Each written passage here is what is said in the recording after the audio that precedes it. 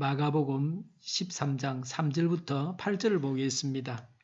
예수께서 올리브산에서 성전을 마주보고 앉아 계실 때에 베드로와 야고보와 요한과 안드레가 따로 예수께 물었다. 우리에게 말씀해 주십시오. 이런 일이 언제 일어나겠습니까? 또 이런 일들이 이루어지려고 할 때에는 무슨 징조가 있겠습니까? 예수께서 그들에게 말씀하셨다. 누구에게도 속지 않도록 조심하여라. 많은 사람이 내 이름으로 와서는 내가 그리스도다 하면서 많은 사람을 속일 것이다. 또 너희는 여기저기에서 전쟁이 일어난 소식과 전쟁이 일어날 것이라는 소문을 듣게 되어도 놀라지 말아라. 이런 일이 반드시 일어나야 한다. 그러나 아직 끝은 아니다. 민족과 민족이 맞서 일어나고 나라와 나라가 맞서 일어날 것이며 지진이 곳곳에서 일어나고 기근이 될 것이다. 이런 일들은 진통의 시작이다. 아멘. 잡학 사전에 보면 계란 노른자는 왜 놀았습니까? 사료로 옥수수를 먹여서 놀았습니다. 노란 계란이 영양이 많습니다. 옥수수를 먹이지 않을 때는 색소 강화제를 먹인다는데 이런 계란은 영양이 덜합니다. 예수님은 수제자 4사람들을 앉혀놓고 특별 가회 수업을 하셨습니다. 3절에 예수께서 올리브 산에서 성전을 마주보고 앉아 계실 때에 베드로와 야고보와 요한과 안드레가 따로 예수께 물었다고 했습니다. 2절은 성전을 보시고 한 말씀입니다.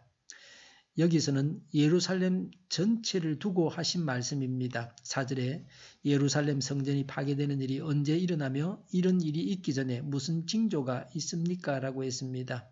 언제 예루살렘이 멸망하며 예루살렘 멸망 전의 징조가 무엇이냐 하는 것입니다. 성전이 파괴된다는 말씀에 너무 충격을 받아서 했던 질문입니다. 제자들은 성전 파괴와 세상의 종말이 일치한다고 생각했던 것 같습니다. 5절 이하에 예수께서 대답하셨습니다. 종말의 징조들을 말씀하셨습니다. 말세를 사는 우리를 위해서 하신 말씀입니다. 5절에 누구에게도 속지 않도록 조심하여라. 6절에 많은 사람이 내 이름으로 와서는 내가 그리스도다 하면서 많은 사람을 속일 것이다 라고 했습니다. 예수님께서 다시 오신다고 하셨습니다. 그런데 거짓 메시아가 나타나서 내가 예수라고 합니다. 초대 교회 때에도 스스로 예수라고 하는 자들이 있었습니다. 예루살렘 멸망 전후로 사회가 혼란할 때에 적그리스도가 더 기성을 부렸습니다. 이런 적그리스도는 그 이후에도 계속 있었습니다. 마호멧이 마지막 예언자라고 하면서 적그리스도가 되었습니다. 우리나라에도 여러 명이 재림 예수라고 했습니다. 속이니 속지 말라고 하셨습니다. 속임을 당할 때에 진실이 가려집니다.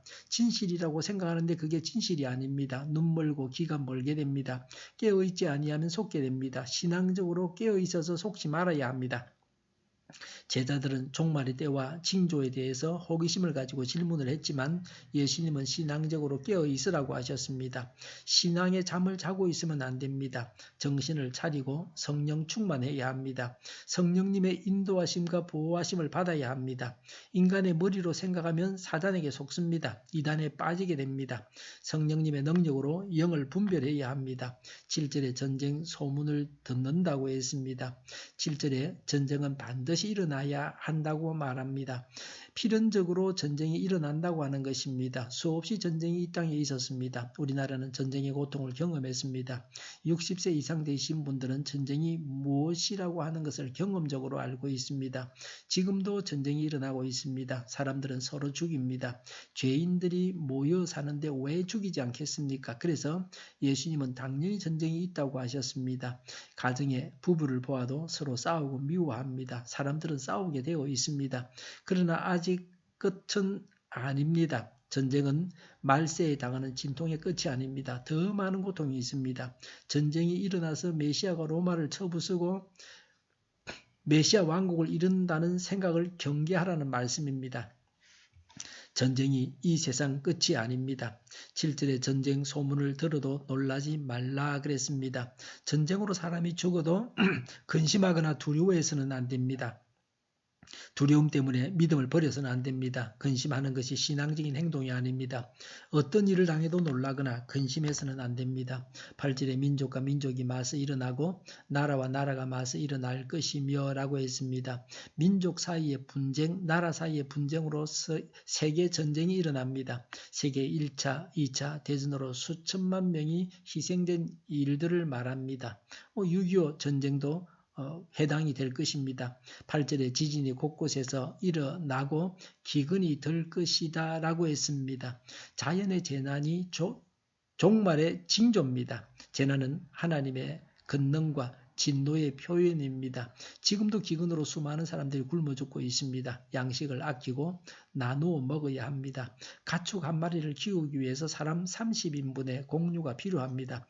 사람들이 고기를 먹기 위해서 짐승을 키우기 때문에 지구의 한 구석에서는 굶어 죽어가는 사람이 있습니다. 8절에 이런 일들은 진통의 시작이다 라고 했습니다. 전쟁, 지진, 기근은 말세의 징조이지만 이런 일들로 인해서 세상이 끝나지 않고 다른 유형의 재난이 있다는 것입니다. 이 세상에서는 항상 새로운 재난이 나타납니다. 메시아 왕국이 있기 전에 이런 재난이 임합니다.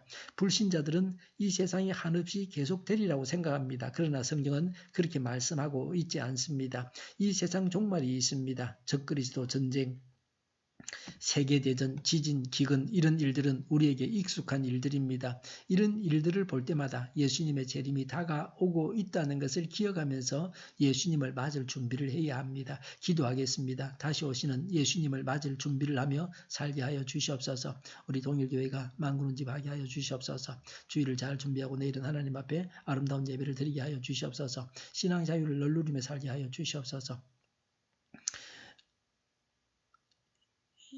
예수 이름을 명하노니 모든 병만은 물러가고 몸의 모든 부분들은 온전하게 될지어다. 지금도 신유의 기적을 베푸셔서 저희의 질병을 고쳐주시옵소서. 독재 정권이 무너지고 적과 통일이 되지 않고 평화 통일을 이루게 하여 주시옵소서. 전쟁 위험이 사라지게 하시며 신앙의 자유를 늘 누리며 살게 하여 주시옵소서. 저희와 교회와 이 나라의 민족을 불쌍히 여겨 주시옵소서. 하나님을 대적하는 적들이 바로 망하게 하여 주시옵소서. 국회와 정부가 하나님 기뻐하시는 법만을 만들게 하시며 반성경제의 모든 법과 영과 내주가 지구상에서 즉시 철폐되게 하여 주시옵소서. 대통령이 통치를 잘하게 하시며 지진이 일어나지 않게 하시며 출산율이 올라가게 하여 주시옵소서. 자녀를 낳고 살만한 성적으로 건전한 나라가 되게 하여 주시옵소서. 나쁜 인권법이 폐기되게 하여 주시옵소서. 에너지 정책, 재활용금 정책을 제대로 세워서 집행하게 하여 주시옵소서. 늘 맑은 공기를 마실 수 있게 하여 주시옵소서. 오늘도 성령님을 따라서 차고 넘치는 삶, 복된 삶을 살게 하여 주시옵소서. 감사와 찬양을 주님께 돌려드리며 예수님의 이름으로 기도하옵나이다. 아멘.